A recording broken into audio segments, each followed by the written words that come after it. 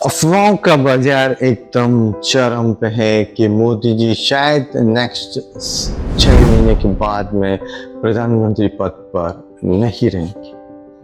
बार बार अलग अलग जगह से यह रूमर्स बोल दो या अफवाह बोल दो आ रही है। ऐसा क्यों?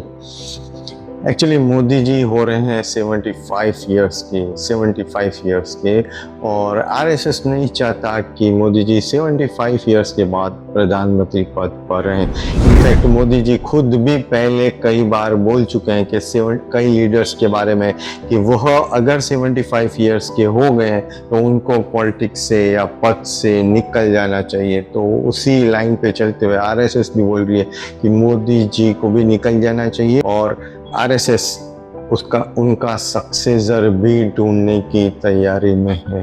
मोदी जी आरएसएस के साथ मीटिंग के लिए 30 मार्च को नागपुर में गए तो इस अफवाह को और ज़्यादा आग मिली कि वास्तव में यह अफवाह नहीं, ये सच भी हो सकता है। स्टॉक मार्केट में एक बहुत बड़ी कहावत है, buy on rumours sell on news. इसका अर्थ एक शॉर्ट में मैं अगर आपको बताऊं तो सेल ऑन न्यूज का मतलब कॉन्ट्राडिक्ट कीजिए न्यूज को, और buy on rumours means follow the rumours. यानी रूमर्स को स्टॉक मार्केट में ऐसी कहावत है, ऐसी किंवदंती है कि रूमर्स के सही होने के चांसेस ज़्यादा होते हैं और न्यूज सही होती है बट वो बाद में आती है, थोड़ा बाद में आती है। तो रूमर्स पे डिसीजन लिया जाए तो ज्यादा फायदेमंद होगा।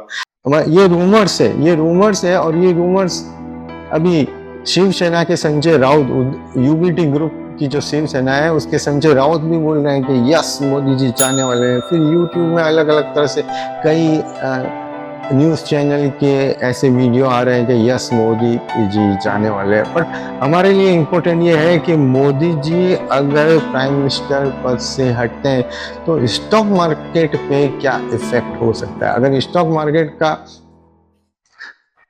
की नजरिए से हम देखते हैं तो चूंकि अब तक मोदी जी ने 10 साल बहुत स्टेबल गवर्नमेंट चलाई थी और आज की तारीख में बीजेपी के 240 एमपी हैं, तो अब अगर 240 एमपी हैं और मोदी जी निकलते हैं तो पीछे थोड़ा सा उनके सहयोगी दल के मन में ऐसा आ सकता है कि अब ऐसी कोई शख्सियत नहीं है बैकग्राउंड में।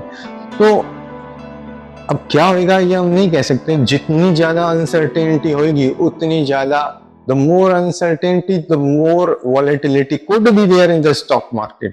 तो यह बैक ऑफ द माइंड, अभी हम ऐसा नहीं बोल रहे ऐसा हो ही जाएगा, but back of the mind हमारे दिमाग में यह रहना चाहिए कि अगर ऐसी अनसर्टेनिटी थोड़ी भी इंडिकेट होती है तो नेचुरली वॉलेटिलिटी और ज़्यादा बढ़ेगी। हम वॉलेटिलिटी का फ़ायदा भी उठा सकते हैं बट एक ध्यान में रहना चाहिए कि ऐसी कोई भी घटना वॉलेटिलिटी और बढ़ा सकती है। हम अनसर्टेनिटी का, वॉलेटिलिटी का फ़ायदा भी उठा सकते हैं अगर हमें वह नज़रिया हमारे पास होगा तो। Thank you.